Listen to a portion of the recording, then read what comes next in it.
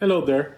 Here is the CaDA Mazda official licensed product from CaDA, the Mazda 787B with optional motorization, pack sold separately. It's not included. This is the static version, but this is the model C63007. It's made in China, CaDA being a Chinese company, but don't let that turn you away. This is a very, very premium set. Starting with the box, you could see details from the car itself, as stuff like the size, the dimensions. You could also see the wheel diameter. I don't really like that wheel. Something I don't like about that set is those wheels, but we'll get to that later. Being said, this box feels very, very premium, as you will see. Keep in mind this model is already built, but wanted to show you the build. It has a very strong sides and a paper backing, just so you don't see cardboard. As you can see, it's very hard up front. So it's very hard and very good quality cardboard. You don't see this in LEGO 110 scale builds at all. This is separated into two inner boxes. Inside, I still want to show you more or less how it comes, but you could see the model displayed there. Very nice. This is the number 18 model, and there's two boxes labeled simply 1 and 2. Obviously there's nothing inside, but I want you to see more or less how it comes. In the first box we had the instructions, tires, wheels, some bags that have printed pieces built already separate, which I'll get into that later, and the first stage. Now the second box, I believe, has stage 2, 3, and 4, and as you can see, it's separated into 4 stages of the build. But as you can see, the box is very, very nice, very well done. Nothing there to complain about. I actually do believe that's a little bit better than LEGO. Now into the building. A lot of parts are just LEGO. If you're into LEGO, you know this. There's a lot of difference. Obviously, you can start seeing that there's pieces that are not part of LEGO. That being said, it is kind of interesting building with new pieces. I actually like the pins are a little bit different. As you can see, the black pins are there because they come with 4 stages. So there's different size bags that will say stage 1. Not just one bag like LEGO, but multiple bags. But some will have no markings, and they're just the pins, and you just know you're gonna use them throughout the whole build, which makes sense. As you can see, a lot of the pieces on the side, you can start to see they're already printed, but they already come pre-built. So it's weird. You'll see that later on. Here we're just building the frame. As you can see, very standard build so far, besides that weird gear contraction holding the side panels. Very creative. It does come in under pressure. I don't think that's something LEGO would ever do in one of their sets, but here it works really well. It actually works. Put a little pressure on the part, but it fits and it stays right in place where you need it to. The engine was built right there. 4 working rotors describe basically how the engine of the car had. It was a 4-rotor motor. It had no pistons. That's, if you know Mazda Rotary, you know that that's the heart of this car. Right here, you can start building the roof, start on the panels, and we'll start with the rear suspension. Now here, it's going to be very quick. You won't be able to kind of see, but this is where I got my first gist of how this build is separate than regular LEGO, as I'm building a huge unit, and then I'm going to be building the rear side spoiler, bumper, diffuser. As you can see, I'm building it there. After I build it, I attach it, and it all becomes one piece. Then that whole piece gets attached to the car. It's not like you're building on top of the car. You're building pieces, and then you're adding them to the car.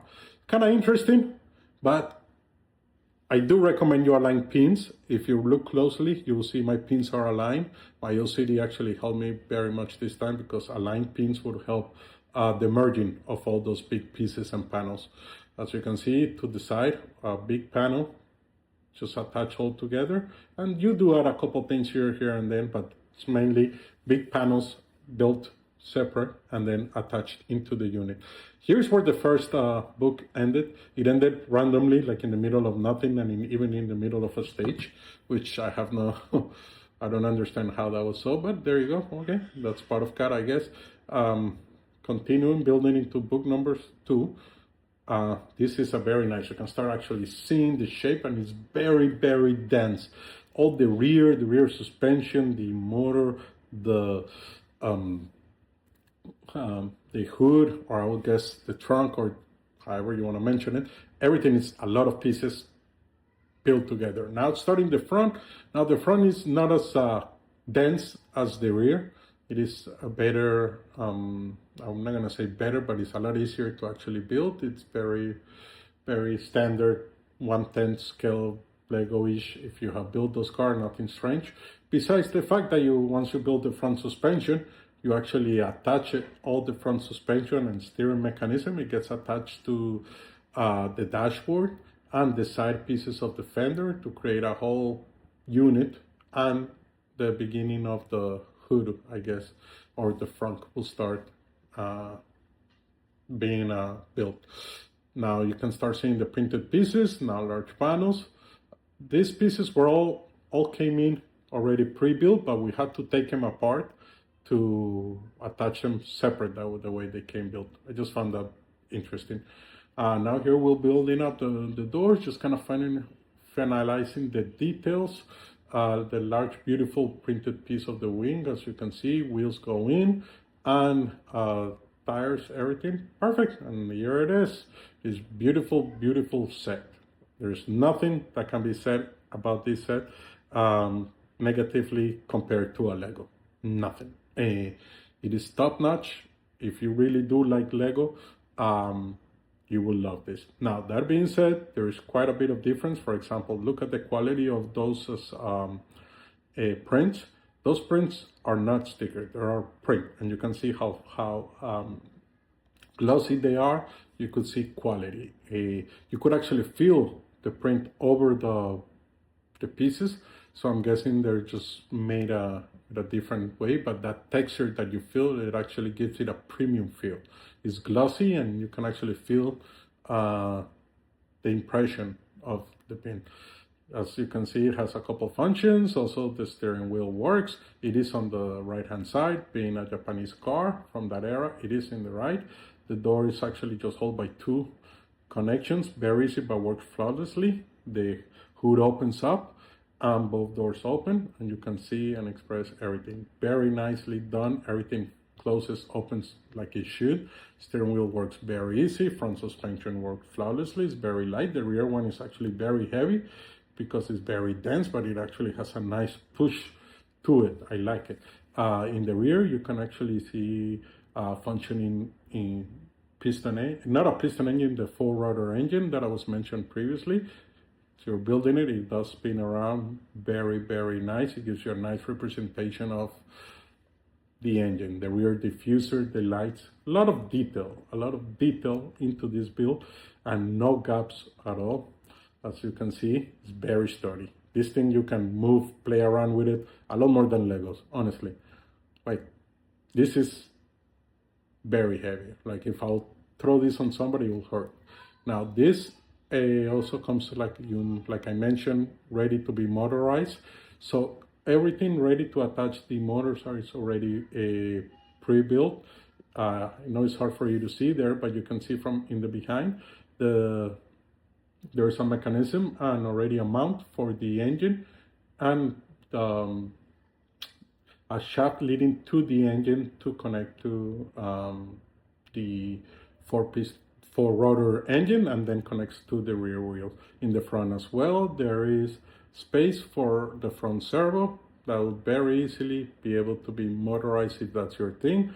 I do like my kits to be the static versions, as I mainly build them as model cars and display pieces. This set, it is premium. If I have to say, this is Lego, but premium. Now, comparing to a couple of Legos from that same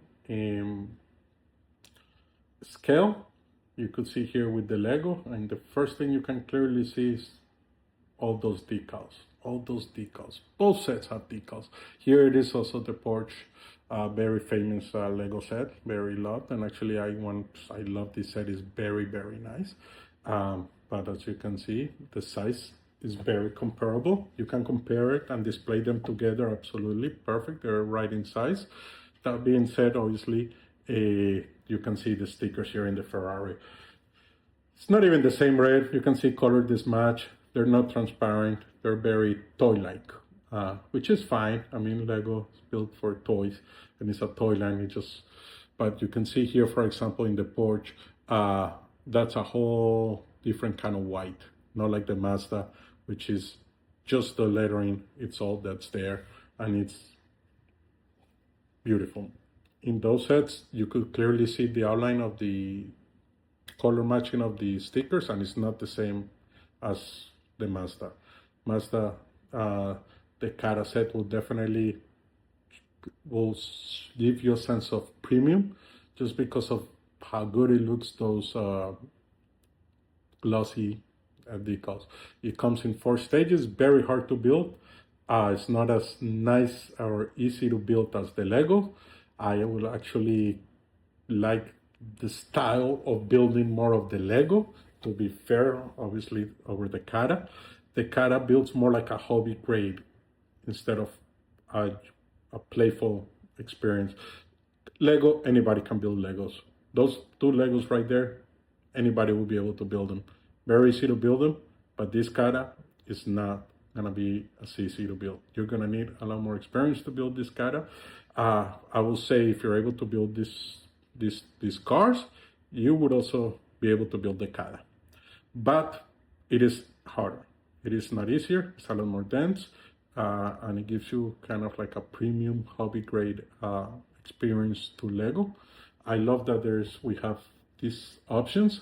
This gives us 2 options and 2 different kind of options for us to choose, and more selection. This is a great thing that we have CaDA in the market, and obviously the closest competitor will be Lego. Or I will say CaDA will be the closest competitor to Lego. I just want to point out that even in the large scale size LEGO Technics, they do include stickers, and they're not as good as this set in 110. This set cost me $80. Both sets, Lego sets, 110 scales, are way in the over $100 level. I bought this on Amazon. I wanted to have it here next day, so I overpaid. I paid $80. You could find this as cheap as $40 online if you're willing to wait for shipping from China, but it is superior. I do like that we have the 2 options, and I will say if you like the toy aspects of building, of having easy builds, definitely go for the Lego. If you do want to more realistic, more hobby grade level, then definitely go with the CaDA.